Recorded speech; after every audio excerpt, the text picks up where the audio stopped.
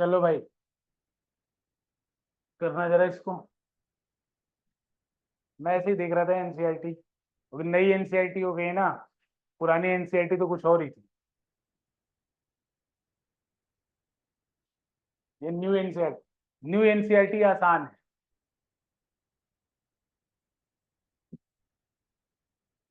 कोई बात नहीं, करो।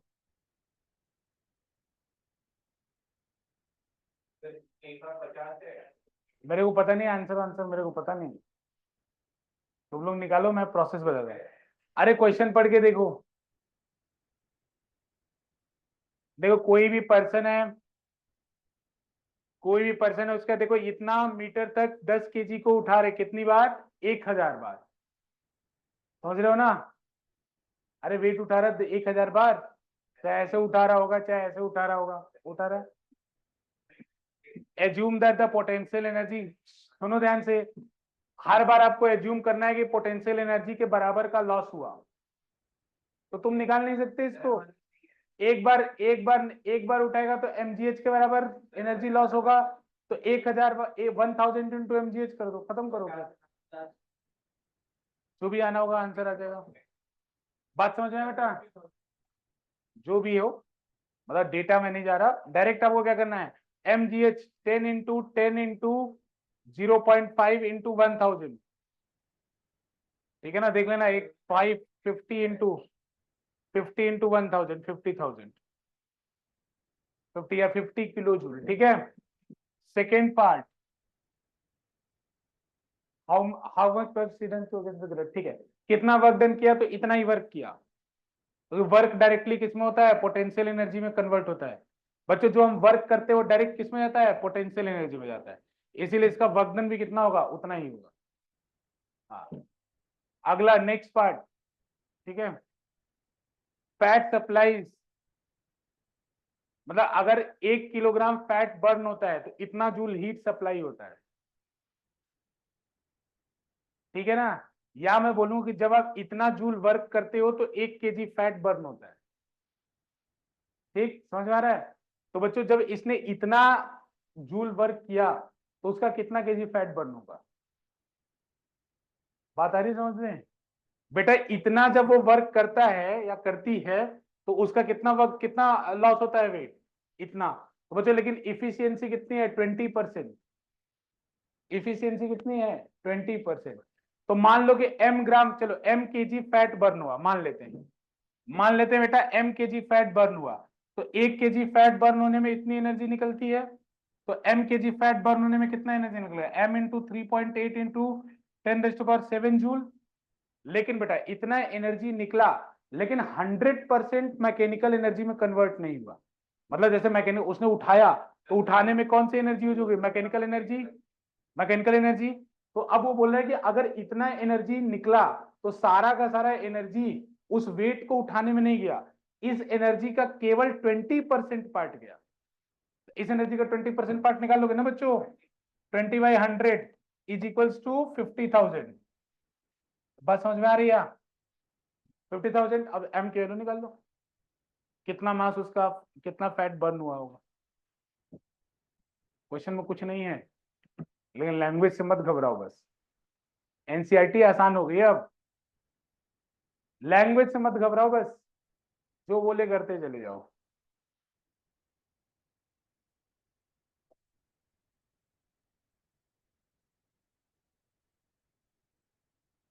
लास्ट क्लास में क्या पढ़ाया था बेटा? क्या पढ़ाया था लास्ट क्लास में? हो गया था ना?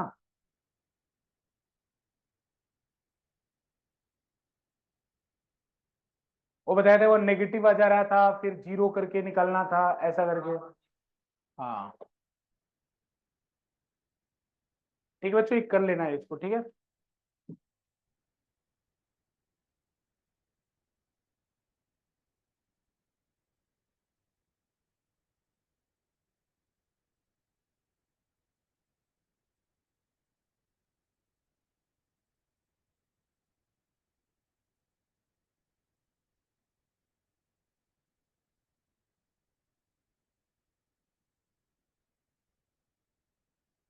ठीक है, ठीक है, एक बार देख लेना एनसीईआरटी को, कोई दिक्कत होगा मुझे बता देना। अच्छा है, कुछ कुछ क्वेश्चन इसके अंदर है। चलो ठीक है ना, टॉपिक स्टार्ट करते हैं हम लोग।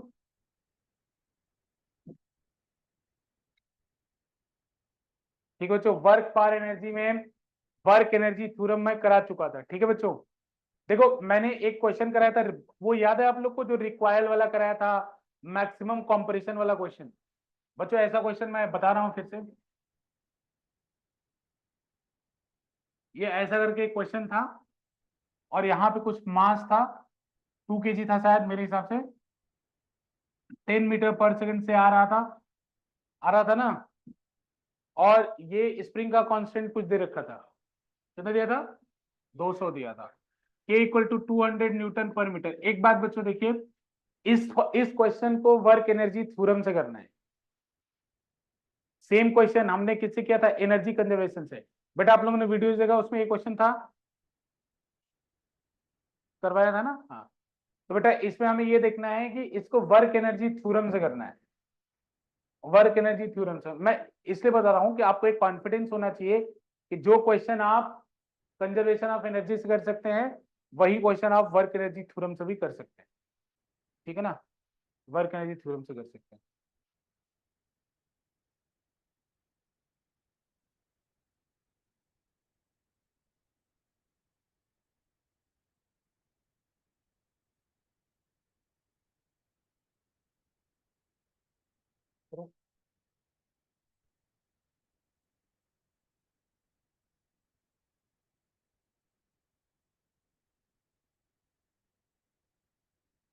बच्चों कैसे करोगे इसको, फिर से पहले विजुअलाइजेशन। बेटा विजुअलाइजेशन में ये मूव करता हुआ जाएगा, स्प्रिंग कंप्रेस होगा, स्प्रिंग रुक, ये ब्लॉक रुक जाएगा, फिर स्प्रिंग उसको वापस रिकॉइल करेगा। ठीक है ना, तो आपको मैक्सिमम कंप्रेशन निकालना है, तो क्या करना होगा, जैसे ये जाएगा, स्प्रिंग दबता जाएगा, ब्लॉक स्लो होता जाएगा, एक टाइम जाने के बाद ये ब्लॉक रुक जाएगा। तो बच्चों फाइनल काइनेटिक एनर्जी कितनी हो जाएगी, 0। इनिशियल काइनेटिक एनर्जी आपको पता है, तो वर्क एनर्जी थ्योरम लगा रहे हो, तो final kinetic energy 0, initial kinetic energy half into 2 into 10 का स्क्वायर, ठीक, is equals to work done by all the forces present in the system. तो इसमें आपको देखना है कौन कौन सा फोर्स प्रेजेंट है। बच्चों कौन कौन सा फोर्स प्रेजेंट है, एक नॉर्मल प्रेजेंट है, ठीक, एक बेटा mg प्रेजेंट है, और एक स्प्रिंग फोर्स प्रेजेंट है।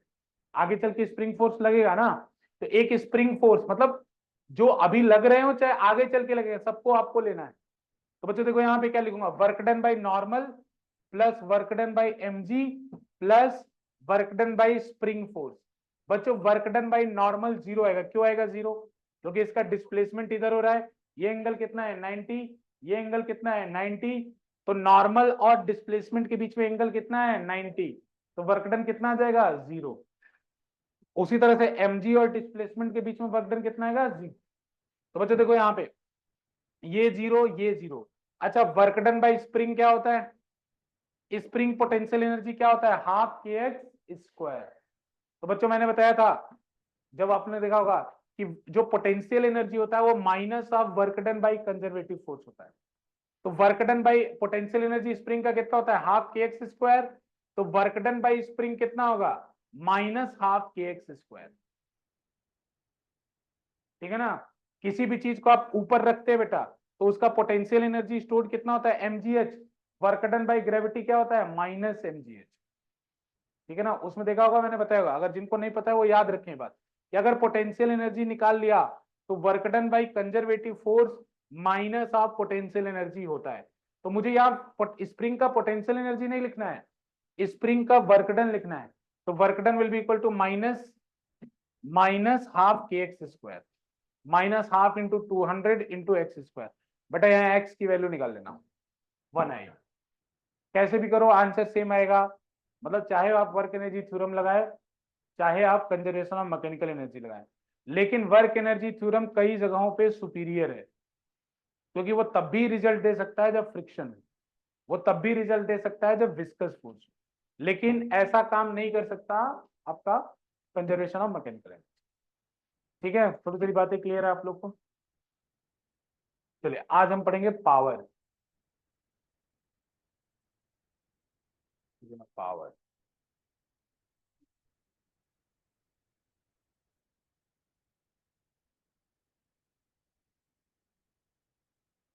ठीक है बेटा, पावर लिखो बच्चों, पावर, हेडिंग डालो power,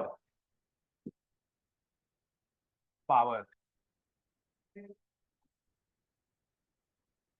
it is the rate of work done, सीधी सीधी बात, it is the rate of work done, it is the rate of work done बेटा, it is the rate of work done, it is the rate of work done, ठीक है, it is the rate of work done. जैसे बच्चों power है तो power का formula होता है W/T, तो जब आप ऐसे लिखेंगे तो इट इज एवरेज पावर, ये पावर कहलाएगा एवरेज पावर, ठीक है ना, ये क्या कहलाएगा एवरेज पावर।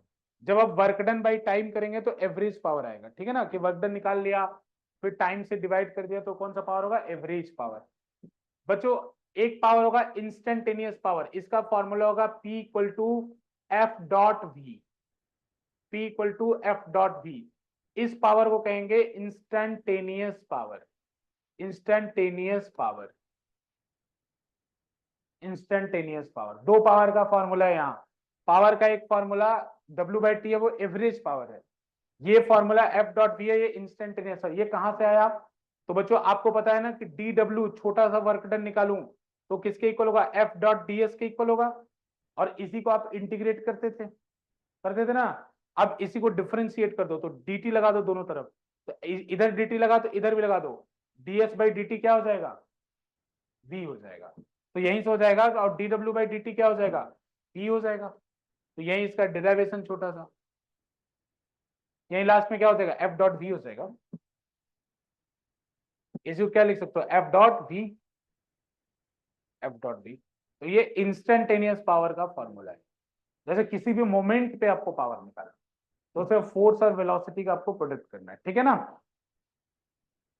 बच्चों। अगर इसको एक्सपैंड करोगे क्या आएगा, अगर आप इसको एक्सपैंड करेंगे तो P will be equal to F dot V will be equal to, कल बताया था डॉट प्रोडक्ट को क्या लिख सकता हूं, क्या लिख सकता हूं, F V cos theta, F V cos theta, where theta is the angle between force and velocity, where theta is the angle between force and velocity.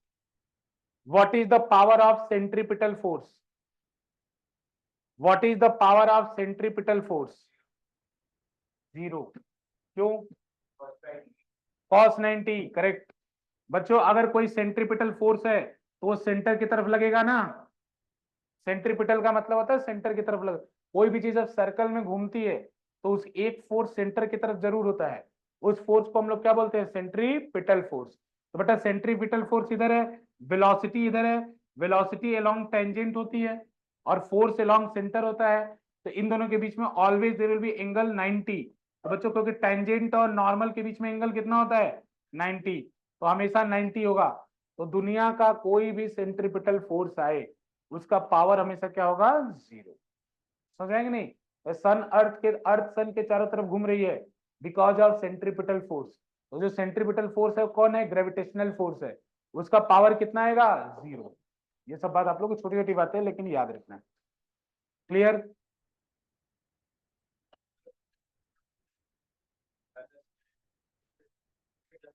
हाँ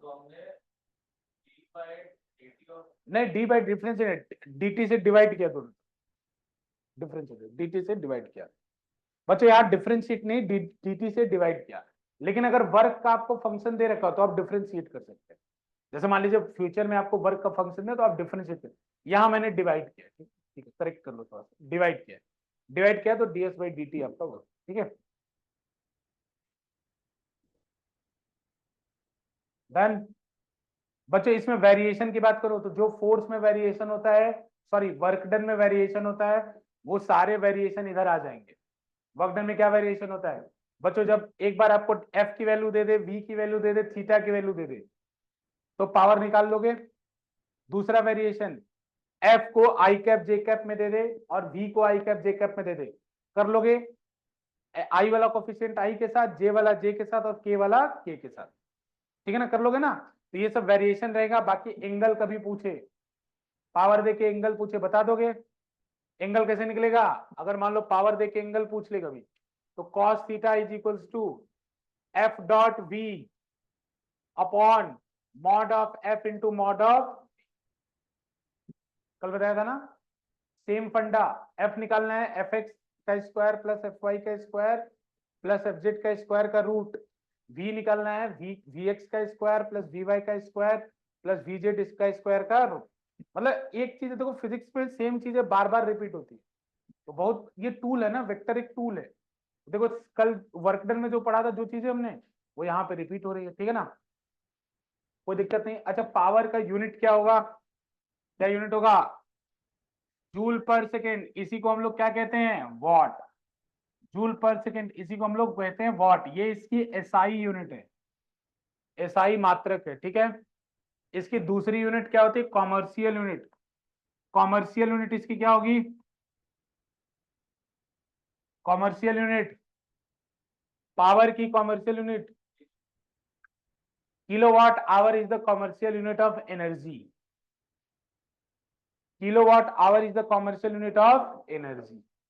समझ में आ रहा है कि नहीं आ रहा है, kilowatt hour is the commercial unit of energy. Commercial unit of power is horse power, HP। commercial unit of power is horsepower, HP। 1 HP is equals to 746 watt।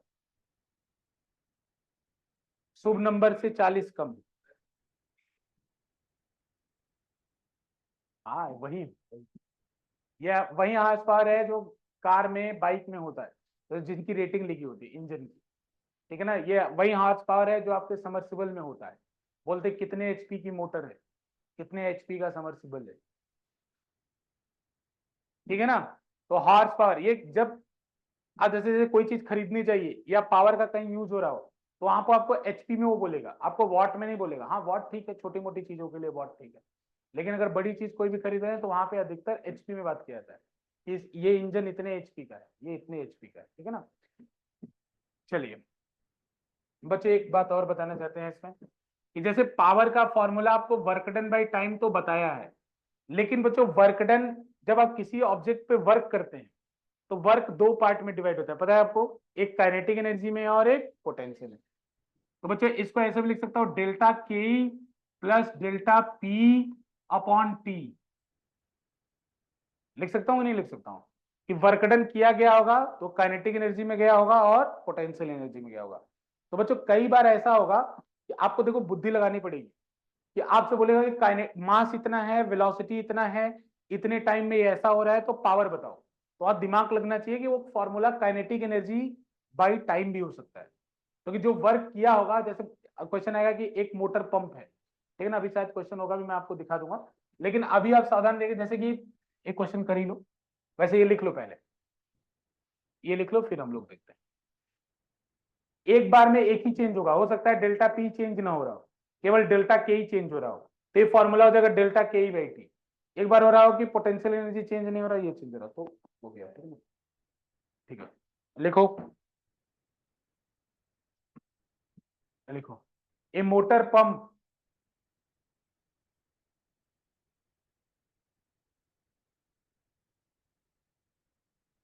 A motor pump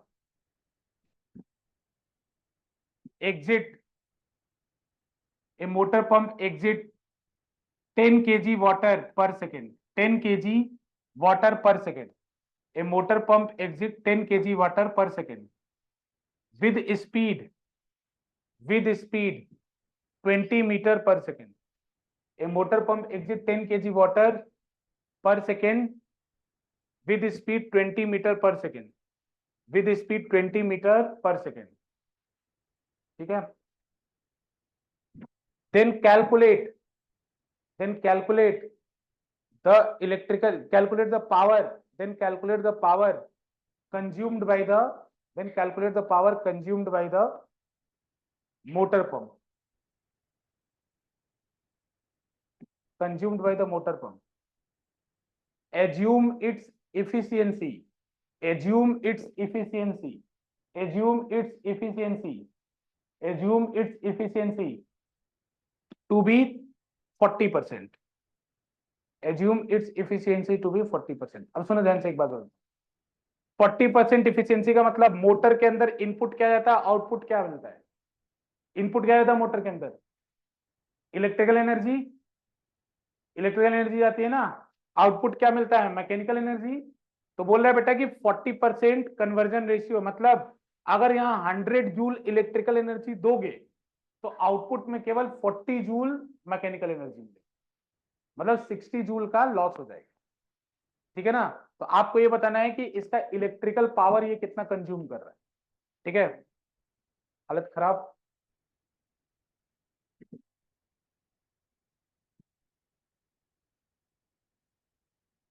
देखो percentage percentage खेल रहे हैं हम लोग।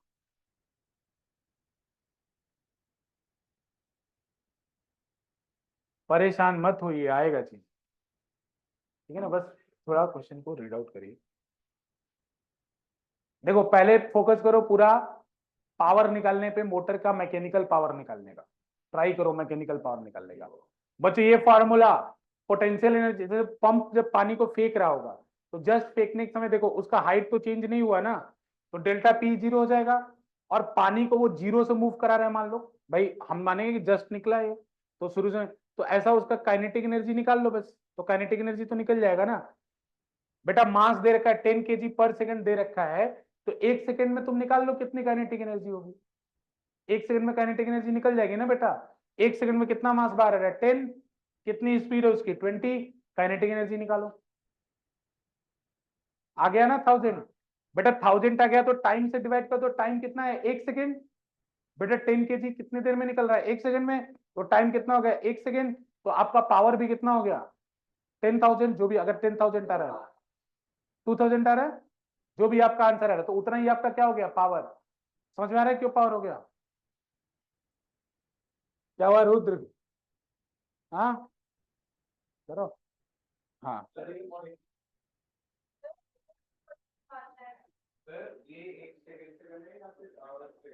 एक बार बताओ यार, second से करेंगे ना। तुम 10 मास कितना लियो? 10 लियो ना। तो 10 मास कितनी देर में निकला है? एक सेकंड में निकला है। तो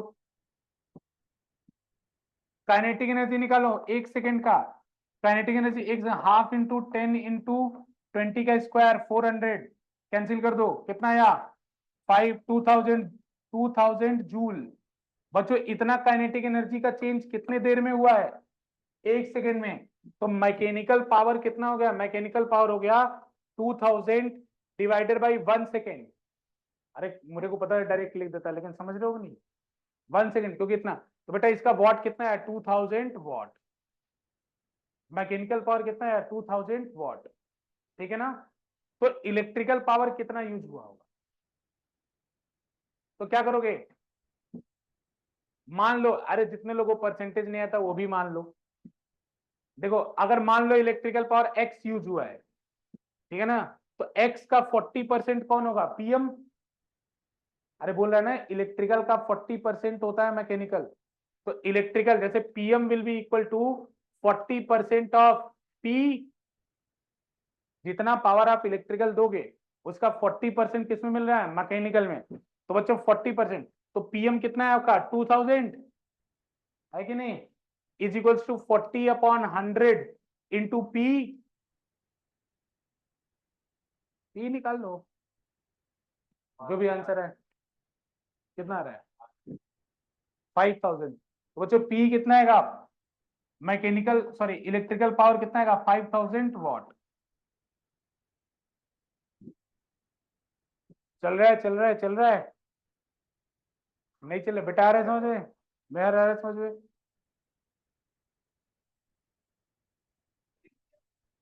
बेटा देखो क्वेश्चन को पढ़ो, क्या बोला कि इसकी इफिशियंसी कितनी है? 40%।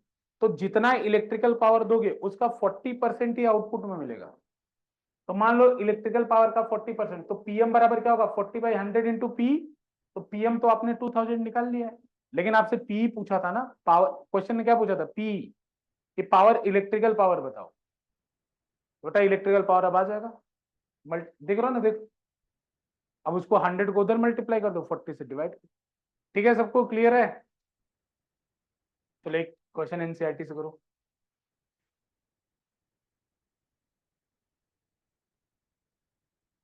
देखो एनसीईआरटी से।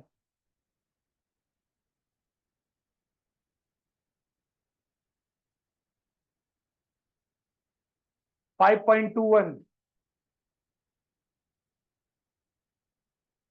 5.21 बढ़िया क्वेश्चन है, इसलिए जानबूझ कर, बाकी आसान है, तुम खुद कर लेना। ये अच्छा है। देखो तुम्हारा कॉन्फिडेंस लूज नहीं होना चाहिए। जो पोर्शन डील कर रहे हो उसका नाम मैकेनिक्स है, समझ रहे हो कि नहीं? और 11th 12th मिला के सबसे हार्ड बुक है ये, इसीलिए डोंट गेट डिस्करेज। प्रैक्टिस करो, बस इतना बोल सकता हूं मैं।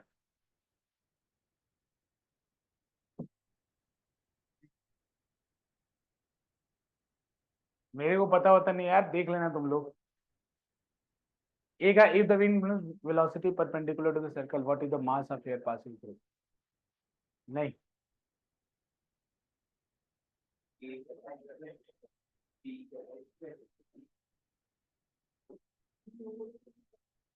ये देख लो, ये एनसीईआरटी है, ये खतरनाक गेम है भाई।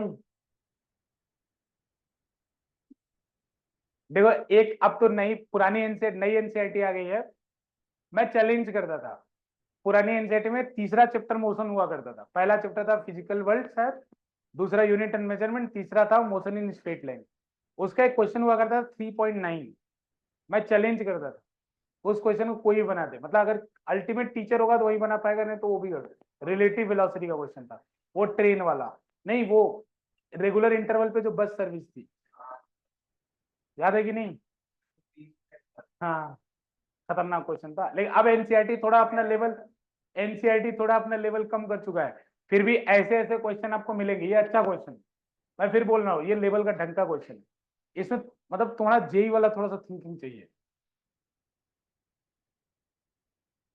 अरे तुम बोलोगे नीट वाला है तो तुम नहीं करोगे? अरे यार क्या बात कर रहे हो, गधे गधापंती मत करो यार।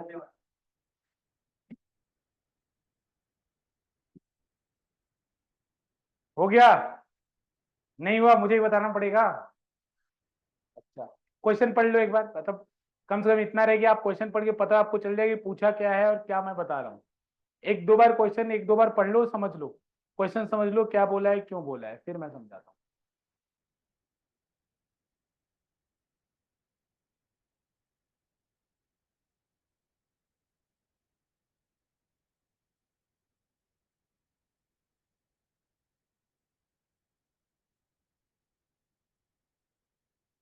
हो गया? पढ़ लिया? पढ़ लिया ना? अच्छा, तुमने विंड मिल देखा है? अरे टावर में ऐसे होता है ना, ऐसे घूमता है, बड़ा सा टावर रहता है, उस पर ऐसे घूमता रहता है। देखा है कि नहीं देखा है? देखा है ना इतना? अच्छा, तो बोला कि ब्लेड्स उसका दे रखा है, और उसने एरिया जो स्वीप करता है, मतलब एक बार जो घूमता है तो सर्कल बनाएगा कि नहीं बनाएगा? अरे ऐसे घूम रहा है वो, सर्कल बनाएगा ना पूरा, ऐसे सर्कल बनाएगा। तो एरिया कितना स्वीप करता है? ए। मतलब ये वाला एरिया कितना है टोटल? ए है। समझ में आ रहा है बात? फिर उसके बाद बोल रहा है if the wind flows at a velocity v perpendicular to the circle, तो जाना ही चाहिए। अगर भाई इस तरह से अगर वो पूरा ब्लेड है तो विंड को ऐसे ही जाना चाहिए ना। अरे तभी तो ये घूमेगा ना ब्लेड, तो विंड को ऐसे जाना चाहिए। अच्छा, विंड को ऐसे जाना चाहिए। तो what is the mass of the air passing through it in time T? तो टी टाइम में कितना मास एयर का इससे पास हो जाएगा? क्वेश्चन समझ में आ रहा है ना? इतना समझ, मतलब ये ऐसे एयर जा रहा है, इस ब्लेड से एयर पास हो रहा है, पास हो रहा है, पास हो रहा है। सुनो ध्यान से, मैं बताता हूँ, घबराओ मत एकदम। क्वेश्चन समझ में आ गया? पहले इसने पूछा है कि जब ये ब्लेड है, इससे कितना एयर टी टाइम में पास हो जाएगा, ये आपसे क्वेश्चन पूछा है। सुनो ध्यान से, देखो इधर, मजे सुनो। जैसे ये ब्लेड है, तो पहले मैं ये निकाल लूं कि एक सेकंड में कितना एयर पास करेगा। जैसे मान लो वेलोसिटी मीटर पर सेकंड में, ऐसा मान लो कि वेलोसिटी किसमें गिवन है? मीटर पर सेकंड में। जैसे मान लो कुछ वैल्यू 5 मीटर पर सेकंड मान लो, अभी के लिए 5 मीटर पर सेकंड वेलोसिटी है। अब फील करो, ये ब्लेड है और मैं निकालना चाहता हूं कि एक सेकंड में कितना वेलोसिटी, कितना एयर पास कर जाएगा। तो 5 मीटर, एक सेकंड में एयर कितना चल रहा है? 5 मीटर।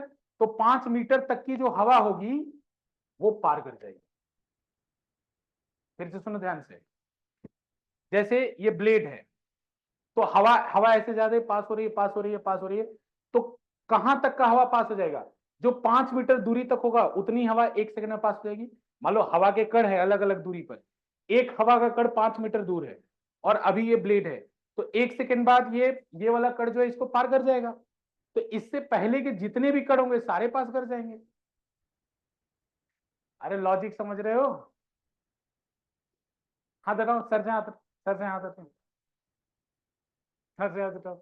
फिर से सुनो, फिर से सुनो बच्चों, मान लो हवा की रफ्तार 5 मीटर पर सेकंड है, मान लो एग्जाम्पल। तो अभी हवा के अलग अलग कण हैं, तो एक कण अभी 5 मीटर दूरी पे है, वो वाला कण पहुंच जाएगा।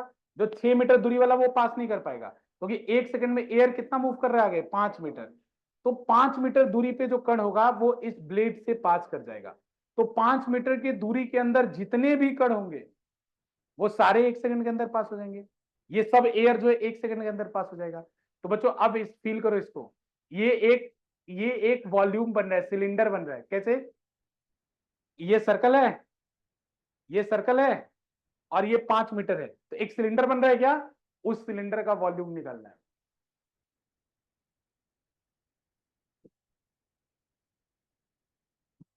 समझ में आ रहा है तुम्हें?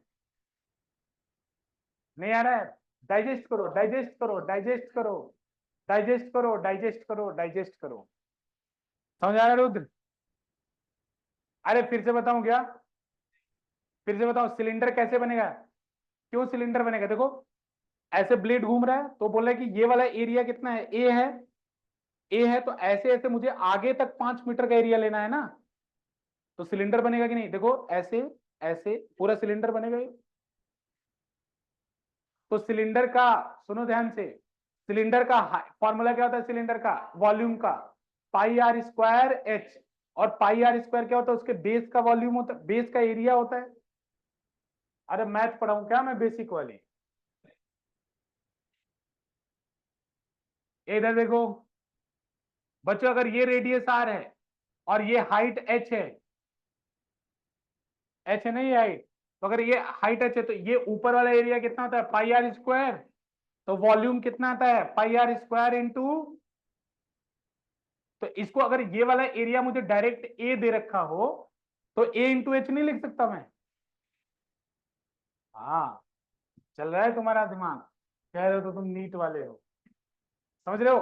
तो बच्चों ये ब्लेड है, तो मान लो ये ब्लेड है, तो ब्लेड से आगे ऐसे ब्लेड है, ठीक, इससे 5 मीटर आगे तक का एक सिलेंडर विजुलाइज करो ऐसे, और ऐसे एक गोल।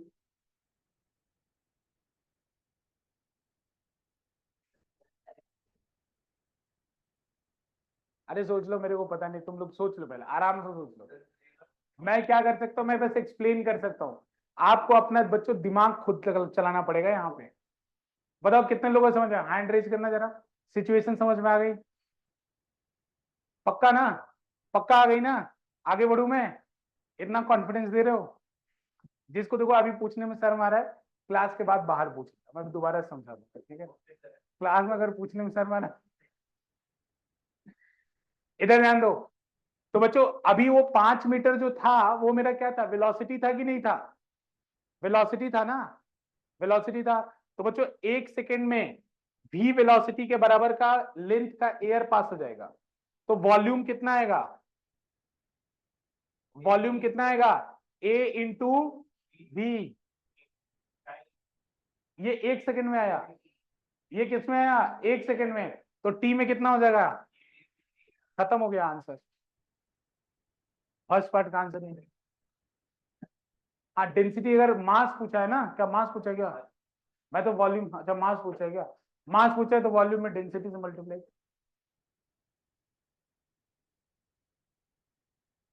डिसअपॉइंट मत हो, ठीक है?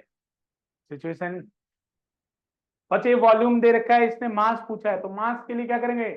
डेंसिटी से मल्टीप्लाई कर, तो rho into A into V into T. पक्का? नेक्स्ट पार्ट करो खुद से अब। What is the kinetic energy of air? Half M V square, M आ गया। एम कितना है?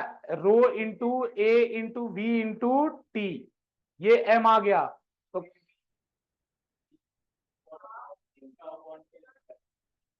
टू क्यों आएगा? हाँ हाँ हाँ, A V Q V upon two. अरे मैं अपने पढ़ा के अपने पढ़ ले रहा हूँ क्या? मैं अकेले ही सीख रहा हूँ क्या? अरे मेरे साथ कुछ लोग हैं कि नहीं? बच्चों इसका फॉर्मूला, ये मास आ गया ना, काइनेटिक एनर्जी कितना आएगा? Half into M into V square. तो बस इसमें कुछ नहीं करना है, आ जाएगा rho half into rho into A into V cube into T.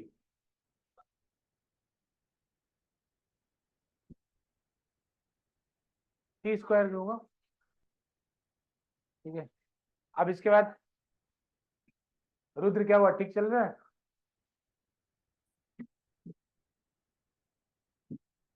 देख लो राम, ठीक चल रहा है ना? विजुलाइज हो रहा है ना?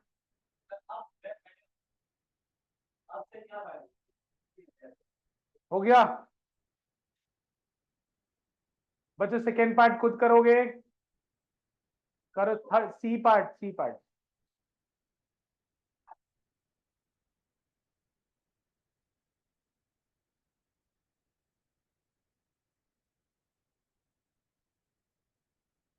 करो करो, आंसर चाहिए मेरे को।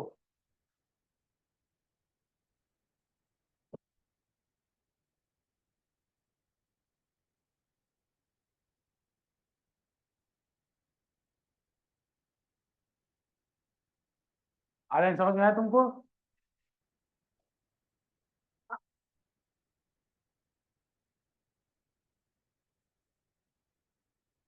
दोस्तों से पूछना आपने क्वेश्चन, आपने ये वाला क्वेश्चन दोस्तों से कराना।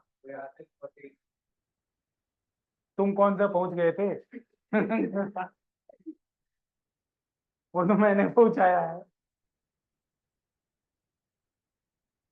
हो गया।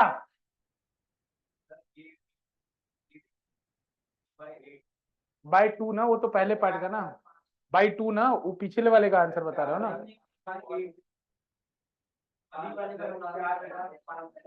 बेटा वैल्यूज दिए ना आपकी बार, वैल्यूज डालो यार। हाँ पक्का? गधे, तुमने आंसर देखा है ना? मैं, तुम नहीं, पीछे बैठा था।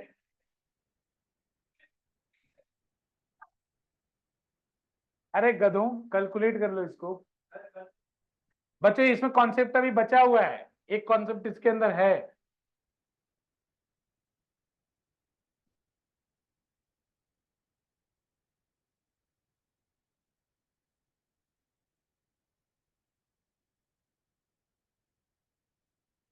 अरे ये निकल जाएगा, तुमसे नहीं निकला क्या? फॉर्मूला काइनेटिक एनर्जी का कितना आया है?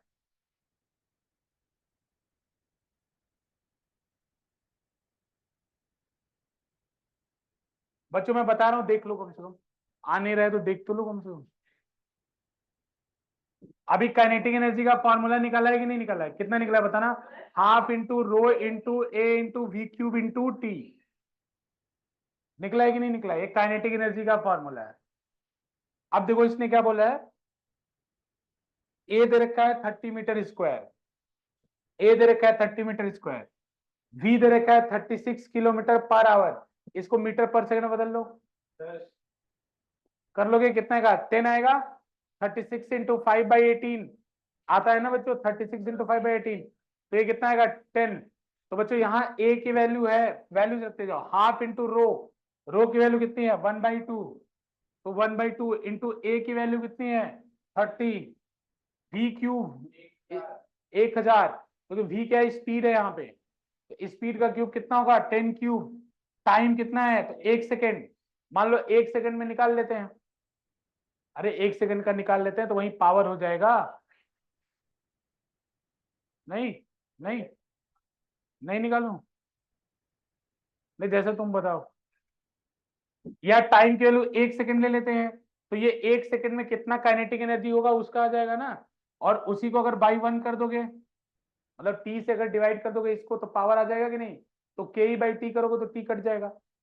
या इनडायरेक्टली अगर तुम्हें ऐसे नहीं समझ में आ रहा है तो 1 सेकेंड का निकाल लो, तो ये एनर्जी आ गया डिवाइडेड बाई टाइम, 1 सेकेंड आ गया, तो बात तो वही बनेगी। इसको सॉल्व कर लो, इसको सॉल्व करो, कितना होगा देख लो। 0.6, गलत है, नहीं आएगा। हाँ, गधा गधे बन गए बस। बेटा ये मल्टीप्लाई करके कितना आया? 18,000। 18,000 वॉट।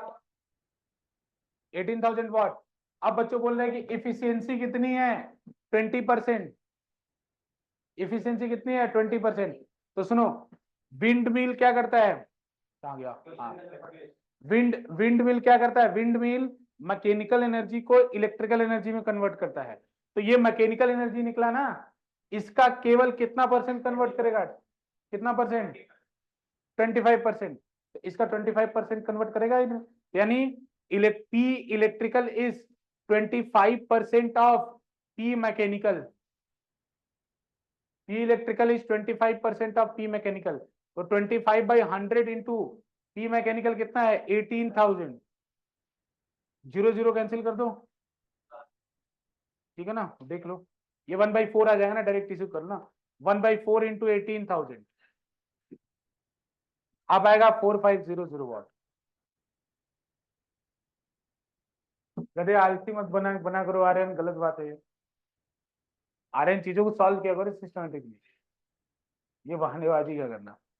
समझ में आया चीजें? अब मैं नहीं कराऊंगा, चिंता मत करो तुम लोग, लेकिन पीछे से क्वेश्चन देखना, मजा आ जाएगा तुम्हें। बच्चों सबसे डिफिकल्ट ये था, इसीलिए मैंने करा दिया।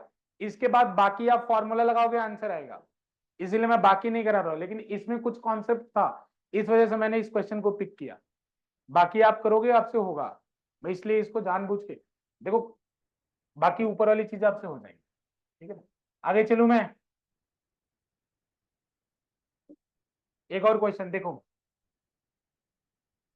देखो, एक बार बता रहा हूँ बच्चों, ये मैकेनिक्स है, मैं फिर बोल रहा हूँ, देखो कोई घबराना मत। आपको पता है ना, थोड़ी सी बात बता दे रहा हूँ, तुम्हें तसल्ली हो जाएगी। 11th 12th मिला के टोटल 4 बुक हैं फिजिक्स की, ठीक है? क्लास 11th की 2 बुक हैं, फर्स्ट और सेकंड, तो अभी हम फर्स्ट पढ़ रहे हैं। और क्लास 12 की 2 बुक है, फर्स्ट और सेकंड। इसमें अगर सबसे ज्यादा डिफिकल्ट अगर कोई बुक है इन तीनों में, तो प्रायोरिटी में ए सबसे डिफिकल्ट, दूसरे नंबर पे इसकी बी, फिर तीसरे पे 11th का सी, और चौथे पे 12th का डी। याद रखना ये बात। और ये जो पहला सेगमेंट है ना, ये टॉपर्स डिसाइड करता है एग्जाम का फिजिक्स में। बाकी जो आगे देखो, अभी सेकेंड बुक शुरू करूंगा ना, तुम्हें लगेगा कि ये बुक पहले क्यों नहीं? क्यों? क्योंकि इसमें डायरेक्ट फॉर्मूला, वैल्यूज पुट करो, कोई ट्विस्ट नहीं, उसका आंसर। मतलब फॉर्मूला जिसको याद है वो वैल्यू पुट करेगा, आंसर आएगा। लेकिन फर्स्ट बुक में क्या है, लॉजिक बहुत भयंकर लगता है। मतलब तुम अगर 50 क्वेश्चन में प्रैक्टिस कर लोगे ना, तो इसका स्कोप है कि ऐसा क्वेश्चन बनाया जा सकता है जो आपको ना आए फर्स्ट बुक से। इसलिए फर्स्ट बुक से जो जितने भी चैप्टर हैं उसके खूब क्वेश्चन प्रैक्टिस करना चाहिए, क्योंकि किसी भी एग्जाम का टॉपर बताता है, मतलब टॉपर बनाता है ये। इसी में अगला चैप्टर जो हम पढ़ने वाले हैं, रोटेशन, वो पूरे फिजिक्स का सबसे डिफिकल्ट चैप्टर है, 11th 12th इंक्लूड करके। और तुम लोग घबराना मत, मैं उसको ज्यादा टाइम पढ़ाऊंगा, ठीक है? तुम लोग ये मत समझना कि सिलेबस, देखो एक बार बता रहा हूँ, 12th का 11th का जो सेकेंड बुक है, उसको 1 महीने के अंदर खत्म कर दूंगा, क्योंकि उसमें डायरेक्ट फॉर्मूला है, फॉर्मूले में कोई ट्विस्ट नहीं। 1 2 न्यूमेरिकल कराऊंगा, तुम तीसरा न्यूमेरिकल कर लोगे, ठीक है ना? लेकिन फर्स्ट बुक में ज्यादा टाइम मैं डिवोट करूंगा। इसलिए जैसे अभी ये मत परेशान होना कि अभी तो रोटेशन चल जाएगा 20 25 दिन, तुम दुखी मत हो जाना इसमें कि सर तो बड़ा स्लो चल रहा है, ये नहीं। बेटा आराम से कर लो, सेकेंड बुक जितना चाहो उतना फास्ट भगा सकते, ये मैं बोल रहा हूँ। सेकेंड बुक आप जितना चाहे उतना फास्ट भगा सकते, कोई प्रॉब्लम नहीं होगी उसमें। फर्स्ट बुक आप फास्ट नहीं भगा सकते, स्लो भगाओगे तब भी हवा नहीं लगेगी, फास्ट भगाओगे तो क्या ही कहना है फिर। समझ रहे हो कि नहीं समझ रहे हो? लेकिन मैं ये बोल रहा हूँ कि मतलब ये एक टास्क है, फर्स्ट बुक को डील करना एक टास्क है। मतलब जो बच्चा बहादुर होगा वो डील करेगा इसको। जिनको मतलब जिनको एग्जाम में मतलब अच्छे रैंक्स लाने हैं आगे चल के किसी भी एग्जाम में, तो फर्स्ट बुक पे बहुत ध्यान देंगे। वेट मत करो कि 11th पास करो, 12th पास करोगे, फिर किसी एग्जाम की तैयारी करोगे तो उसमें जाके फिर मैकेनिक्स पढ़ रहे होगे, सर रगड़ रगड़ के पढ़ रहे हो। अरे अभी तुम्हारा सब्जेक्ट अभी पढ़ लो ना, एनसीईआरटी उठा लो, एनसीईआरटी तुम्हारा खत्म हो जाता है, एग्जाम्पलर उठा लो, एग्जाम्पलर पीडीएफ सर्च करोगे, इंटरनेट पे अवेलेबल है, तुम्हें नहीं मिलेगा मुझे बताया, मैं फॉरवर्ड कर दूंगा। एनसीईआरटी एग्जाम्पलर कर लो, एनसीईआरटी के कुछ क्वेश्चंस का लेवल बहुत बढ़िया, जैसे अभी आपने पीछे देखा था, और एग्जाम्पलर वाले तो कुछ मतलब बवाल ही टाइप के, आप करके देखना, मतलब बेहतरीन है। उसके वेरी लॉन्ग वाले बाद में तो आपसे मतलब दिमाग खराब कर देंगे, मदद लेनी ही पड़ेगी। तो एक बार करके उस समय ना मैं बता रहा हूँ कि टाइम रहते चीजों को फिनिश कर दो, ठीक है ना बच्चों। इसलिए घबराना मत, कोई सिलेबस के लिए बिल्कुल भी मत घबराना, ठीक है ना। क्या हो गया तुमको, तुम्हारा पेन के टुकड़े यहां तक आए हैं गधे, तुम्हारा पेन चलेगा कैसे, उसका तो कैप यहां तक आया है। बच्चों समझ रहे हो, कोई सिलेबस के लिए मत घबराना। सेकेंड बुक तुम जितना तेज चाहो वो उतना तेज भगा सकते हो, एक मंथ में सेकेंड बुक हो जाएगी, लेकिन फर्स्ट बुक नहीं होगी। सेम चीज है ट्वेल्थ के साथ, ट्वेल्थ वाले बच्चों को भी मैं कहता हूँ कि फर्स्ट बुक में टाइम लगेगा, सेकेंड बुक तुम बोलोगे ट्वेल्थ की तो 20 दिन में खत्म कर दूंगा, क्योंकि बहुत सारा सिलेबस ट्वेल्थ का कट हो चुका है, ठीक है ना। सेम चीज आपके साथ भी, आपका भी बहुत सारा सिलेबस कट हुआ है, ठीक है, तो परेशान कोई भी नहीं होगा। फर्स्ट बुक पे जी जान लगा के मेहनत करो भाई, ये मेरा सजेशन है आपको। अरे डर तो नहीं रहो तुम लोग, आओ तो एक और क्वेश्चन करो फिर।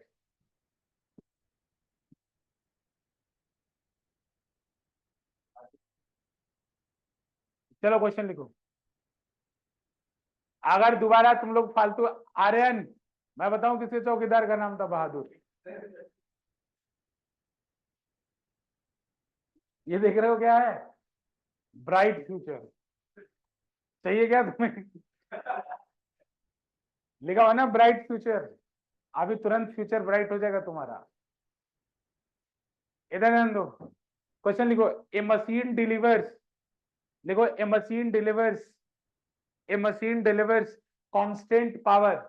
ये बहुत इंपॉर्टेंट क्वेश्चन है, इसका जो डेटा आएगा, जो रिजल्ट आएगा, डायरेक्ट याद रखना, मैं बता रहा हूं। A machine delivers constant power, constant power and moves an object, constant power and moves an object from rest, and moves an object from rest. A machine delivers constant power and moves an object from rest, and moves an object from rest, ठीक है ना। Full stop कर लिखो।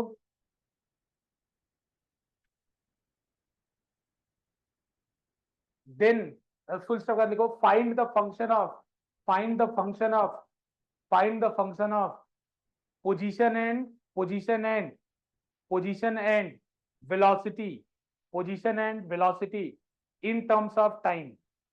Find the function of position and velocity in terms of time.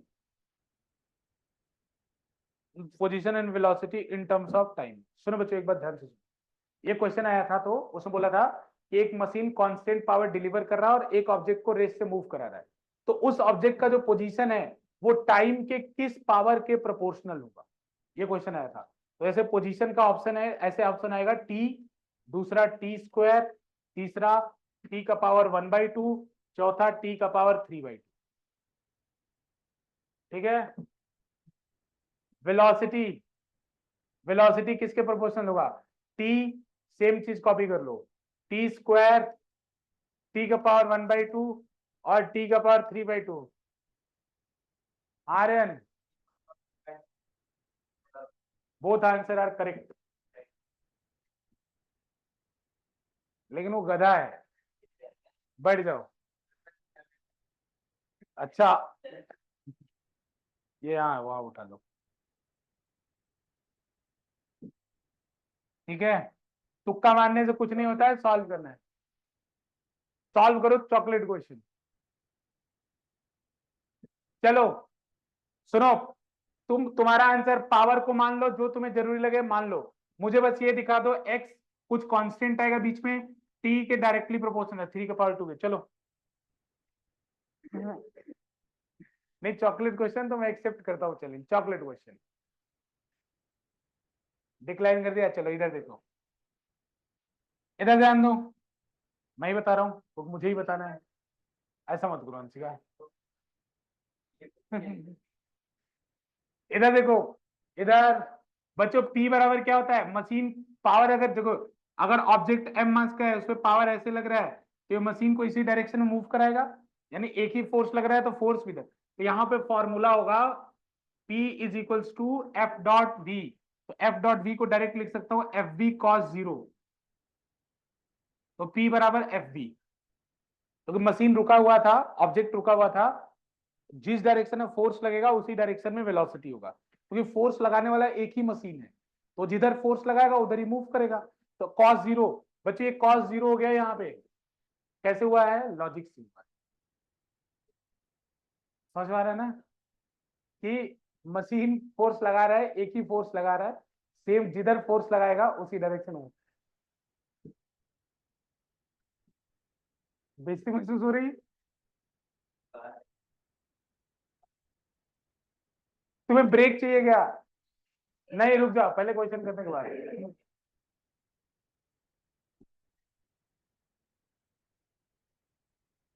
P बराबर क्या होगा, F B. P बराबर क्या होगा, एफ बी। तो देखो छो, F को क्या लिख सकता हूं, M into A into V, इसमें किसी को कोई डाउट नहीं होगा। अच्छा मैं फिर A को क्या लिख सकता हूं, A को लिख सकता हूं dv by D T into V, लिख सकता हूं कि नहीं लिख सकता, देख लो। P को एफ बी लिखा, F को एम ए लिखा, न्यूटन सेकेंड लॉ, और A को dv by D, rate of change of velocity is acceleration. बेटा उधर समझ में आ रहा है ये थोड़ा थोड़ा? अच्छा अब इसके बाद क्या करो, ये हो जाएगा P by M into D T, M को इधर भी जो डिवाइड हो जाएगा, और इधर क्या बचेगा, वी डी वी, इंटीग्रेट कर दो, जीरो से v और जीरो से t, जीरो से v और जीरो से t। तो बेटा P बाई एम कॉन्स्टेंट है, इंटीग्रेशन के बाहर आ जाएगा, तो अंदर क्या बचेगा, dt, अंदर क्या बचेगा, dt, और इधर क्या बचेगा बच्चों, वी डीवी, वी डीवी, और यहाँ जीरो टू वी। कल मैंने जो बच्चे यहाँ पे क्लास में थे उनको मैंने, जिन नए बच्चे, उनको मैंने बताया था x dx का इंटीग्रेशन x का पावर वन, तो कितना होता है एक्स स्क्वायर बाई टू। अगर वन dx है, कुछ नहीं है, मतलब dx लिखा है केवल, तो यहाँ वन, तो इसका इंटीग्रेशन कितना होगा x, क्योंकि x का पावर जीरो मान लिया जाता है, अगर वन है तो उसको क्या मान लेते हैं, x का पावर जीरो, तो जीरो प्लस ये x है, ठीक है ना। तो बच्चों देखो यहाँ पे क्या आएगा, इसका integration p by M into T, और अंदर क्या है, जीरो और टी। बच्चों कल से समझ में आ रहा है, जो कल बच्चे आ रहा है समझ में, हाँ। और ये कितना होगा, इसका इंटीग्रेशन क्या होगा, वी स्क्वायर बाई टू, बेटा एक्स डी एक्स है तो यहाँ वी डी भी है, एक्स वेरिएबल यहाँ वी वेरिएबल, बात तो वही, तो यहाँ कितना आएगा, वी स्क्वायर बाई टू, यहाँ लिमिट कितना लगा दो, जीरो टू, तो यहाँ बच्चों कितना होगा, P by M into T minus zero. हाँ ठीक है, कोई बच्चे हैं, मुझे सबका ध्यान देना होता है, मैं लिख तो सकता है, लेकिन V square by two minus zero, zero square by two zero हो जाएगा। बिल्कुल सही बात है, मैं लिख तो सकता हूँ, लेकिन क्या है ना, बहुत सारे बच्चे हैं, किसके दिमाग में कितना जाएगा,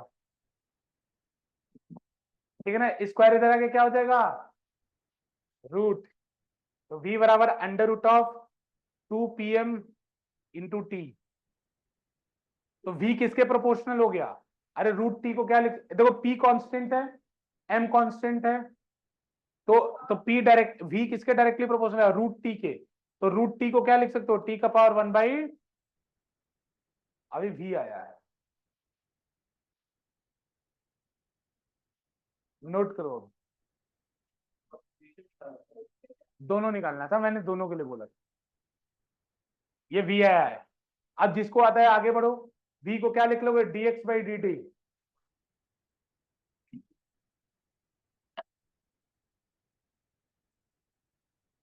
आज ज्यादातर मैंने ही पढ़ा कि खुद ही पढ़ा, मुझे बहुत अच्छा लगा अपने आप को पढ़ा के,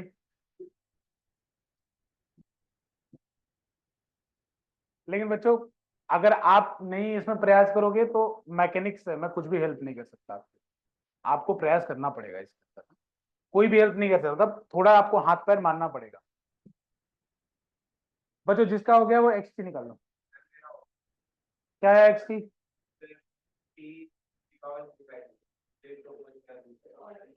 वो तो आंसर पहले ही पता था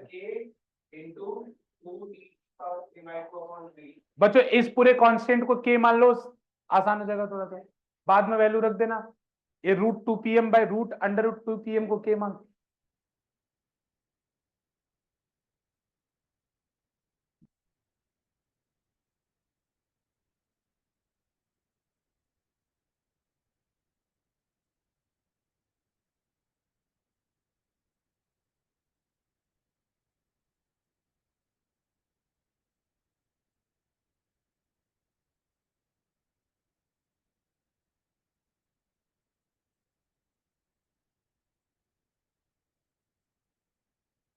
हाँ बेटा,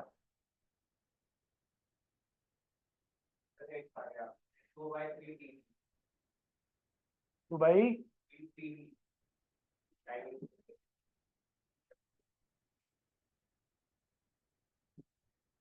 वो स्मार्ट बन रहा है, तुम्हें पता नहीं है।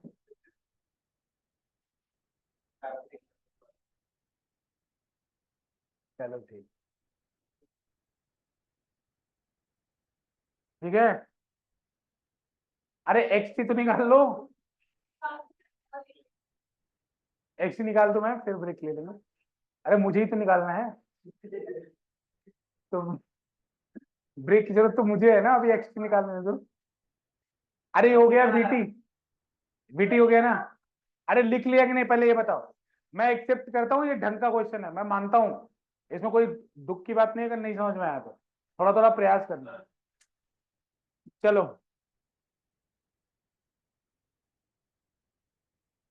इधर ध्यान दो बच्चों। v इज इक्वल्स टू क्या निकला, √2p/m इंटू √t या t का पावर 1/2 लिख लूं। इन सबको k मान लो, क्योंकि बार बार लिखना पड़ेगा इसलिए मान रहा हूं भाई। ये कांस्टेंट बाद में इनकी वैल्यू रखना होगा तो रख दूंगा। तो ये v बराबर कितना हो जाएगा, k इंटू t का पावर 1/2। तो बेटा v को आप लिख सकते हैं rate of change of position या डिस्प्लेसमेंट। तो dx/dt equal to k into T का पावर 1/2। तो बेटा क्रॉस मल्टीप्लाई कर दो, dx is equals to k into T का power 1/2 into D T. Integration कर दो।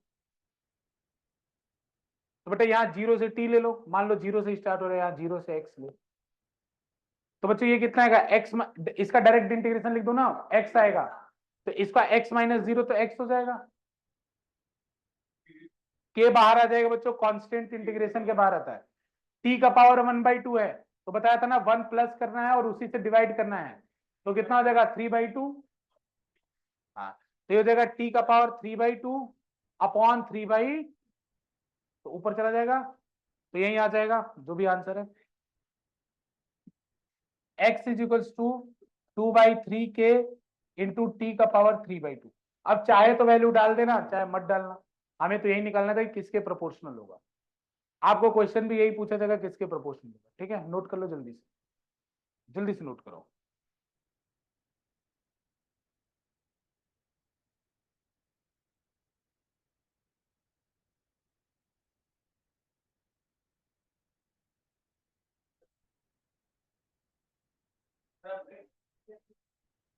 दो घंटे की क्लास है आज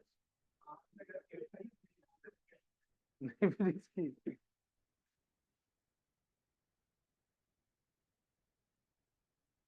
परेशान मत हो बच्चों, देखो इधर ध्यान से, हो गया ना, नोट कर लिया।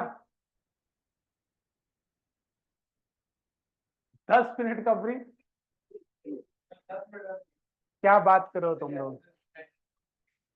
ये देखो एनसीईआरटी, सेम क्वेश्चन। एनसीईआरटी कम मत समझो तुम लोग। ये देख लो तुम, ये तुम कह रहे सोच रहे हो कि मैं जेई लेवल का करा रहा हूं, तुम देख लो एनसीईआरटी है।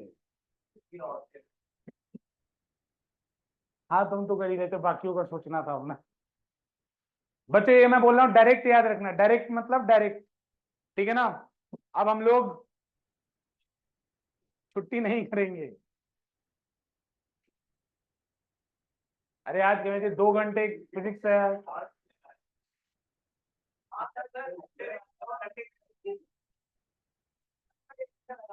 वेडनेसडे को एक फिजिक्स, जल्दी जल्दी, जिसको जो भी करना है, बाहर जाना है, बाहर घूमना है, जो करना है कर लो। 3 मिनट का ब्रेक है।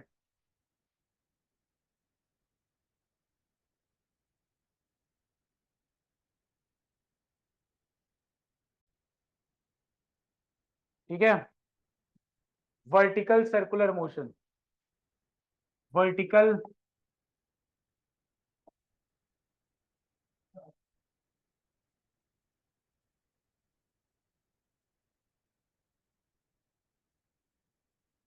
Vertical circular motion. ठीक है, अभी तक हॉरिजॉन्टल कर रहे थे, अब वर्टिकल सर्कुलर मोशन करेंगे। तो वर्टिकल सर्कुलर मोशन में क्या होता है, ग्रेविटी अपना रोल प्ले करती है।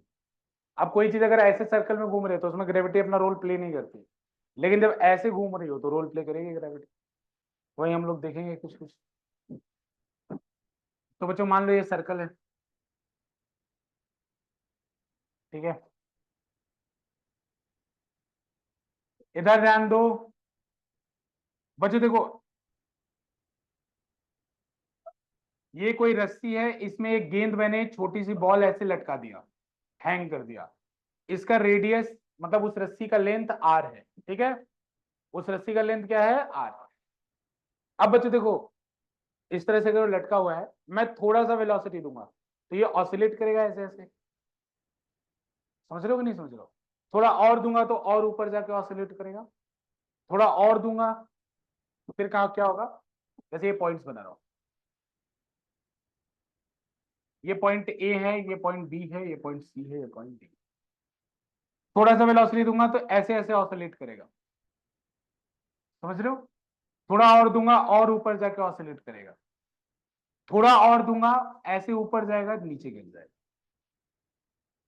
मोशन देखना, ऐसे ऊपर जाएगा नीचे गिर जाएगा। बाकी जिसको एक्सपेरिमेंट करना है घर पे कर ले, ठीक है, कोई ऐसे देख लेना चाहिए। थोड़ा थोड़ा सा और दोगे तो ऐसे करके ऐसे नीचे गिर जाएगा, ठीक है ना। थोड़ा और दो, थोड़ा और दो तो और ऊपर जाके नीचे गिर जाएगा, ठीक।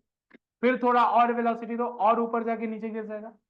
सुने ध्यान से, तो ये नीचे कब क्यों गिर रहा था यार, नीचे गिर रहा था तो क्या चीज हो रहा था।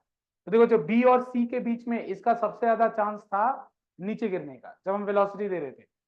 तो उस समय क्या उसकी, जब ये नीचे गिर, मान लो यहाँ पे ऐसे गया और ऐसे जाके पाथ छोड़ दिया, तो यहाँ पे क्या इसकी वेलोसिटी जीरो हो रही थी, नहीं। क्या जीरो हो रहा था, टेंशन। जिस समय रस्सी स्लैक हो जाएगी, स्ट्रिंग ढीली पड़ जाएगी, रस्सी ढीली पड़ जाएगी, उसी समय ये सर्कुलर पाथ को छोड़ देगा। जिस समय रस्सी ढीली होगी बी से सी के बीच में, उसी समय से ये सर्कुलर पाथ को छोड़ देगा। तो इन पॉइंट पे ऊपर गया, टेंशन कम होता गया, इस पॉइंट पे जाने के बाद टेंशन जीरो हुआ, सर्कुलर पाथ को छोड़ दिया। फिर ऐसे ऊपर गया, यहां पे टेंशन जीरो हुआ, सर्कुलर पाथ को छोड़ दिया। फिर और ऊपर गया, टेंशन यहाँ, मतलब वेलोसिटी अब बढ़ाते जाओ ग्रेजुअली, ठीक है ना। यहाँ वेलोसिटी बढ़ाते जाओ तो और ऊपर जाएगा, फिर ऐसे नीचे गिर जाएगा, ऊपर जाके फिर नीचे गिर जाएगा। लेकिन अगर आप इतनी वेलोसिटी दो कि उसका टेंशन जाके सी पॉइंट पे जीरो। बच्चों वो नीचे सर्कुलर पाथ को तभी छोड़ रहा था जब टेंशन जीरो हो। टेंशन वो फोर्स होता है जो रस्सी में लगता है, रस्सी में जो फोर्स लगता है उसे हम क्या बोलते हैं, टेंशन। तो बेटा जब उसका टेंशन यानी रस्सी में जब टेंशन यानी खिंचाव जीरो हो जाएगा, उस समय वो अपने सर्कुलर पाथ को छोड़ देता है। तो अगर मैं इतनी वेलोसिटी दूं कि उसका खिंचाव जीरो, उसका टेंशन जाके जीरो सी पॉइंट पे हो, अगर मैं इतनी मिनिमम वेलोसिटी दूं कि उसका टेंशन जाके जीरो कहां पे हो, सी पॉइंट पे हो, तब ये इस पॉइंट को क्रॉस कर जाएगा और सर्कल पूरा हो जाएगा। समझ रहे हो। ये बी से सी के बीच में अपने सर्कुलर पाथ को तभी छोड़ रहा था जब टेंशन क्या हो रहा था, जीरो। तो यहां मैं इतनी वेलोसिटी दूं कि जब उसका टेंशन जीरो कहां जाके हो, ऊपर वाले पॉइंट पे, तब वो सर्कुलर पाथ को पूरा कर जाएगा। समझ में आ रहा है बात। तो हमें ये निकालना है कि what is the minimum velocity that should be given at point A to complete the vertical circular motion. Minimum कितनी वेलोसिटी यहां दे दूं जिससे वर्टिकल सर्कुलर मोशन को कंप्लीट कर, ये हमें निकालना है। मुद्दे की बात समझ में आ रही है बच्चों। अगर ज्यादा दूंगा तब तो आराम से कंफर्टेबली वो सर्कल को पूरा करेगा, लेकिन हमें मिनिमम निकालना है जिससे वो सर्कुलर पाथ को पूरा करे। ठीक है बच्चों, स्टार्ट करें। देखो आप, तो बच्चों इसमें दो चीज लगाएंगे, एक लगाएंगे एनर्जी कंजर्वेशन और एक आगे हम देखते हैं क्या। तो बच्चों ए और सी पॉइंट के बीच में एनर्जी कंजर्व करो, ए और सी पॉइंट के बीच में क्या करो, एनर्जी कंजर्व करो। एनर्जी कंजर्व करने के लिए दो टाइप की एनर्जी, कौन कौन सी, काइनेटिक और पोटेंशियल। तो बच्चों यहां पे H इक्वल टू 0 मान लो, यहां पे क्या मान लो, H इक्वल टू 0। तो शुरू शुरू में इसकी पोटेंशियल एनर्जी कितनी होगी, कितनी होगी, 0, क्योंकि H की वैल्यू 0 है। यहां जब पहुंचेगा तो इसकी पोटेंशियल एनर्जी कुछ होगी, कितनी होगी, mgh। तो H की वैल्यू किसके इक्वल होगी, H की वैल्यू किसके इक्वल होगी, ये R और ये R किसके इक्वल, 2R। ठीक है ना, तो लिखना शुरू करो, लिखते हैं बच्चों। तो यहां पहले मैकेनिकल एनर्जी लिखो, तो काइनेटिक एनर्जी होगा half into M into V naught square. Potential energy कितना होगा, 0। फिर ये कहां का बच्चों, पॉइंट ए का था, पॉइंट सी पे क्या होगा, पॉइंट सी पे क्या होगा, कुछ ना कुछ वेलोसिटी होगा। हर्ष फोकस बेटा फोकस, हाँ कर लो। पॉइंट ए, पॉइंट सी पे क्या वेलोसिटी होगा, पॉइंट सी पे वेलोसिटी v है, मान लो वेलोसिटी पॉइंट सी पे v है। तो काइनेटिक एनर्जी कितने हो गया, half into M into V square. ठीक, पोटेंशियल एनर्जी कितनी होगी बेटा, M G into H. H अभी बताया था कितना हो जाएगा, 2R। ठीक है ना, अब जो जो कट सके ना काट दो, एम कट जाएगा और 2 से मल्टीप्लाई कर दो, एम को एम कैंसिल कर दो और 2 से मल्टीप्लाई कर दो, तो यहां बचेगा V O square is equals to V square, 2 से मल्टीप्लाई किया हूं तो यहां क्या हो जाएगा, 4 हो जाएगा, है ना, और वो सब हो जाएगा ना, 4RG या 4GR लिख लो इसको, 4RG। ये इक्वेशन नंबर 1 होगी, ये डिराइवेशन आपको, ये इक्वेशन क्या हो गया, 1। यहां बताओ इसमें किसी को कोई डाउट है, ये तो आराम से हो गया ना, इसमें तो एनर्जी कंजर्वेशन किया। अब अगले वाले में थोड़ा सा तकलीफ नए बच्चों को हो सकता है, लेकिन मैं पूरा प्रयास करूंगा कि नहीं, ठीक है ना, देखो इधर ध्यान से। अब बच्चों में क्या करना है, ये हमने क्या किया, एनर्जी कंजर्वेशन। बच्चों energy conservation, energy conservation between point A, between A and C, ठीक है ना, एफडी, ठीक है ना। अब बच्चों इसके बाद हम देखेंगे कि free body diagram, free body diagram कभी नाम सुना है, नहीं सुना, रूप आप लोगों ने नाम सुना है, बोल मत देना तुम लोग, राम नाम नहीं सुना है,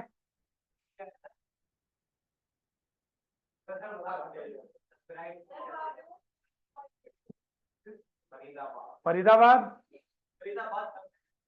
गधा कहीं का, हो गया, ये लिख लिया। फ्री बॉडी डायग्राम बनाएंगे किस पॉइंट पे, एट सी। देखो ये नाम इसका भारी भरकम है, बाकी ये कुछ नहीं, इधर देखो, देखो बच्चों देखो सी पॉइंट पे इस ऑब्जेक्ट पे कौन कौन सा फोर्स लग रहा है, एक mg लग रहा होगा नीचे, और एक इस रस्सी का टेंशन भी तो लग रहा होगा ना, अरे रस्सी भी तो है ना, टेंशन भी लगेगा। बेटा ऊपर वाले पॉइंट पे दो फोर्स लगेगी, एक रस्सी खींचेगी नीचे और एक mg लगेगा, उसका वेट लगेगा नीचे। क्लियर, बेटा बताओ, बेटा रस्सी नीचे खींचेगा और उसका वेट भी नीचे लगेगा, वेट क्या होता है, m इंटू जी। तो बच्चों सी पॉइंट पे एफबीडी बनाओगे तो इस पे दो फोर्स नीचे की तरफ लग रहा है, एक लग रहा है mg और एक क्या लग रहा है, t। लग रहा है कि नहीं लग रहा है, दो फोर्स लग रहे हैं। अच्छा इन दोनों फोर्स के वजह से बेटा कोई भी सर्कल में जब घूमता है तो उसके सेंटर की तरफ एक एक्सेलरेशन होता है, उस एक्सेलरेशन का नाम होता है सेंट्रीपिटल एक्सेलरेशन। तो बच्चों उसको मैं लिख रहा हूं AC, इसका फॉर्मूला होता है बेटा वी स्क्वायर बाई आर। जितने लोगों को नहीं पता है मैं फॉर्मूला भी लिख रहा हूं, V square by R. AC का मतलब लिख लेना बच्चों, आप लोग क्या बोलोगे, सेंट्रीपिटल एक्सेलरेशन, सेंट्रीपिटल एक्सेलरेशन। जितने लोग को नहीं पता है ये लिख लेना, सेंट्रीपिटल एक्सेलरेशन। मैं जल्दी छोड़ दूंगा, मैं देख रहा हूँ तुम लोग का रिएक्शन। झेला नहीं जा रहा है अब एक बहुत बड़ा पार्ट कोलिजन बचा है। पावर खत्म है बेटा, पावर कहाँ है? पावर हो गया, अब कोलिजन बचा हुआ, कोलिजन करा देंगे जल्दी से, नेक्स्ट क्लास में खत्म हो जाएगा। हाँ अच्छा, तो मतलब जो मैं छोड़ूंगा आधे घंटे में आप बहुत पढ़ लोगे। हाँ बच्चों, बच्चों नोट कर लिया था? कर लिया था ना यहाँ तक? तो सुनो इधर ध्यान से बच्चों, न्यूटन का सेकेंड लॉ कहता है F net equal to M A. Newton का सेकेंड लॉ क्या कहता है? F net equal to M A. तो बेटा देखो, एक सी पॉइंट पे नेट फोर्स कितना लग रहा है? T plus M G. Focus करो बेटा, सी पॉइंट पे नेट फोर्स कितना लग रहा है? टी प्लस एम जी लग रहा है ना? तो बच्चों न्यूटन का सेकेंड लॉ कहता है F net equal to M A. तो बेटा एफ नेट हो गया टी प्लस एम जी, और that should be equal to M into A. तो बेटा एम किसके बराबर है और ए किसके बराबर है? V square by. यहां तक बताओ, नए बच्चे बताओ स्पेशली, पुराने वालों को तो क्लियर होगा। रुद्र, नीचे force T plus M G, मैं भ्रम में जी रहा हूं? चलो भ्रम चलेगा मेरे। नीचे फोर्स कितना देख लो, जो पढ़े हैं उनकी भी हालत। नीचे फोर्स कितना लग रहा है? टी प्लस एम जी, ठीक है ना?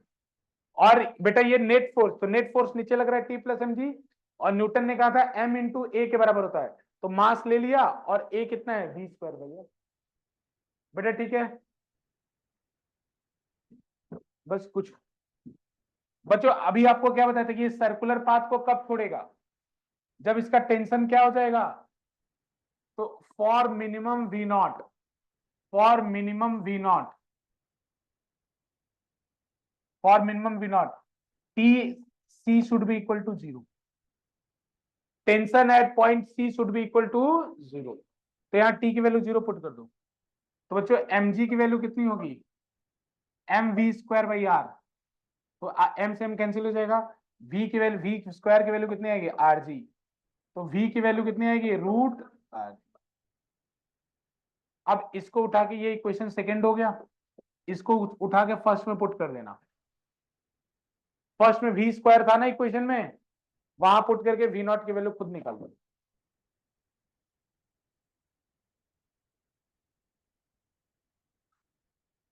Under root 5 R G. और कभी जीवन भर मत भूलना आपने कि मिनिमम कितना वेलोसिटी देने पे कंप्लीट करेगा, अंडर रूट 5 आर जी।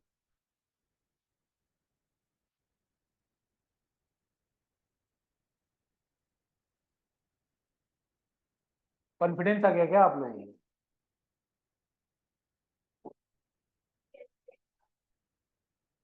ठीक है बच्चों, आया कि नहीं? रुद्र बेटा ये नोट कर लो, v की वैल्यू उठा के पहले इक्वेशन में रख देना, फ्रॉम इक्वेशन।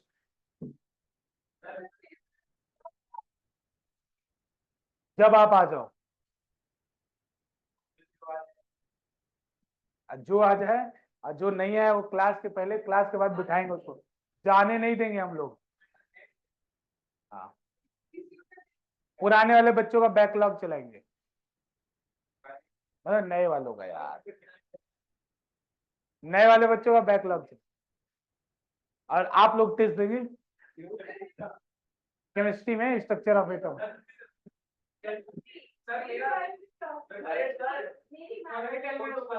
एक कितना शोर, मच्छी मार्केट मत बनाओ इधर।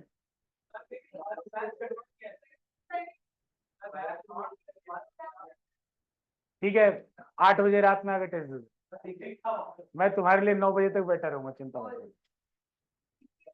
ये जाओ मत, कहाँ जा रहे हो? अरे अरे मैंने कहाँ बोला यार, मैंने तो, ये बच्चा नोट कर रहा है, मैं वेट कर रहा हूँ यार।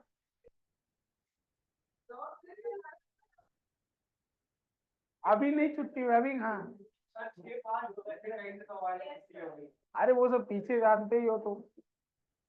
अरे वो बच्चा नोट कर रहा था इसलिए मैं रुका हुआ था। बेटा आ गया, रुद्र आ गया। इस बेटा सबका आ गया कि नहीं? इस वी की मैं करके दिखाऊं क्या?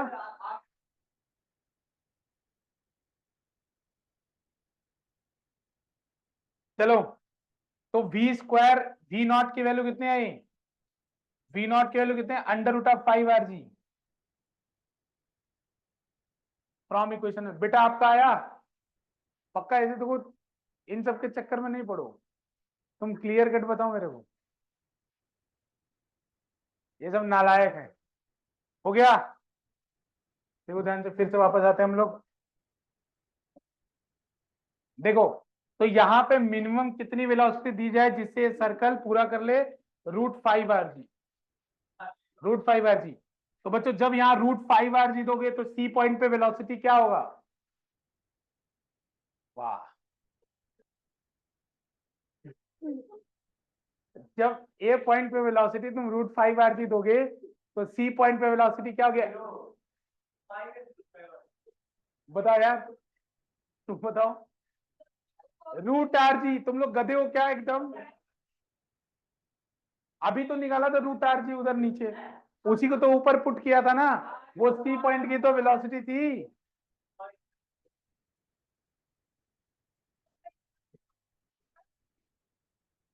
और नीचे वेलोसिटी √5 RG, तो हाईएस्ट पॉइंट पे वेलोसिटी कितनी होगी?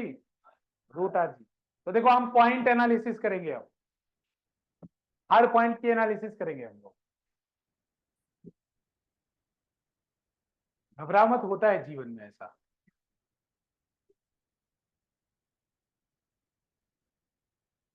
देखो इधर हर पॉइंट की एनालिसिस करेंगे। सबसे पहले पॉइंट ए की एनालिसिस। तो पॉइंट ए पे मिनिमम वेलोसिटी कितनी है? V naught is equal to under root of 5 RG। Point A पे एक्सेलरेशन क्या होगा? तो पॉइंट ए पे सेंट्रीपिटल एक्सेलरेशन का फॉर्मूला पता है ना आपको? अभी बताया था V²/R। तो पॉइंट ए पे एक्सेलरेशन कितना होगा? तो V0² अपॉन R कितना आएगा? स्क्वायर हट जाएगा, 5RG/G/R कितना आएगा? 5G।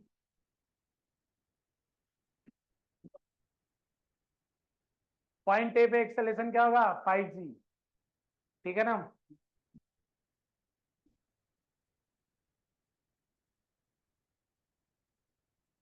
पॉइंट, अरे जब तो लोग,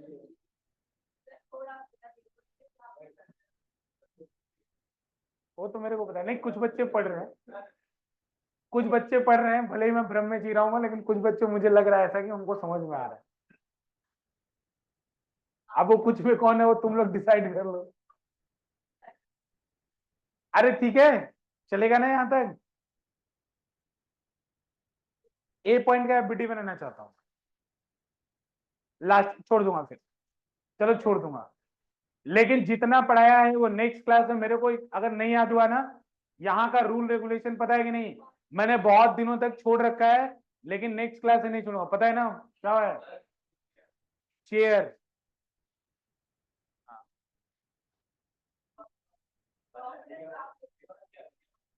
हाँ यहाँ पे, हाँ जो यहाँ पे देंगे तो वर्टिकल सर्कल पूरा हो जाएगा। Minimum velocity at point A to complete the vertical circle. हाँ, minimum velocity at the lowest point of a vertical circle to complete the vertical.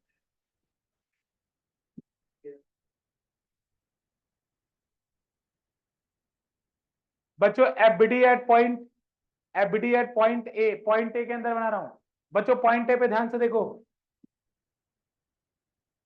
MG किधर लगेगा? नीचे। और टेंशन किधर लगेगा? ऊपर। अरे रस्सी अब की बार ऊपर खींचेगी ना यार। तो यहाँ पे एफबीडी में टेंशन ऊपर और एमजी नीचे। अच्छा, एक्सेलरेशन किधर आएगा? जो 5G निकाले हो, ऊपर के नीचे? ऊपर आएगा या नीचे आएगा? बेटा सेंट्रीपिटल एक्सेलरेशन मतलब जो सेंटर की तरफ लगे, तो सेंटर की तरफ ऊपर है ना, तो एक्सेलरेशन किधर आएगा? ऊपर। कितना आएगा?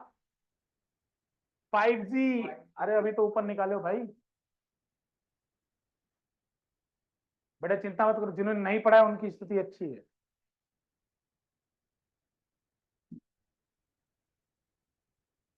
ठीक है बच्चों, ये ठीक है, क्लियर है ये? अच्छा बताओ, अगर एक्सेलरेशन ऊपर बचा है तो टी बड़ा होगा कि एमजी? अगर दो लोग किसी चीज को खींच रहे हैं और वो नेट में ऊपर की तरफ जा रहा है, तो कौन बड़ा होगा? टी बड़ा होगा।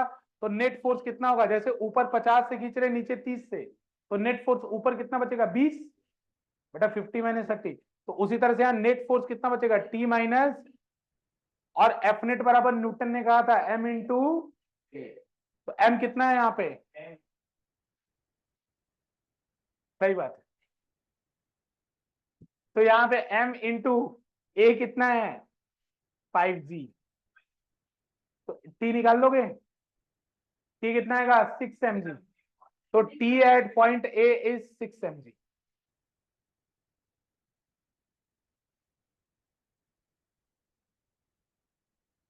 देखो ए पॉइंट का क्या क्या याद होना चाहिए? वेलोसिटी, एक्सेलरेशन और टेंशन। और ये मैक्सिमम टेंशन है, ये मैक्स टेंशन है। इससे ज्यादा टेंशन वर्टिकल सर्कुलर मोशन में कभी नहीं होता। इसके ऊपर भी न्यूमेरिकल है ना, मैं बताऊंगा कैसे। मिनिमम सी पे कितना तुम बताओगे? बताओ सी पे कितना, अभी बताओ। हाँ सी पे कितना? सी पॉइंट पे टेंशन कितना? जब हम नीचे √5 RG दे रहे हैं तो सी पॉइंट पे टेंशन कितना?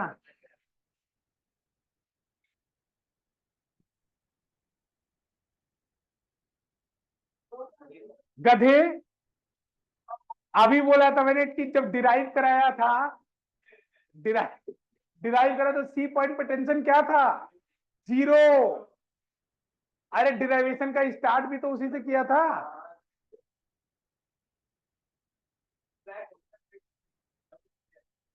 यार स्टार्ट ही ये देखो,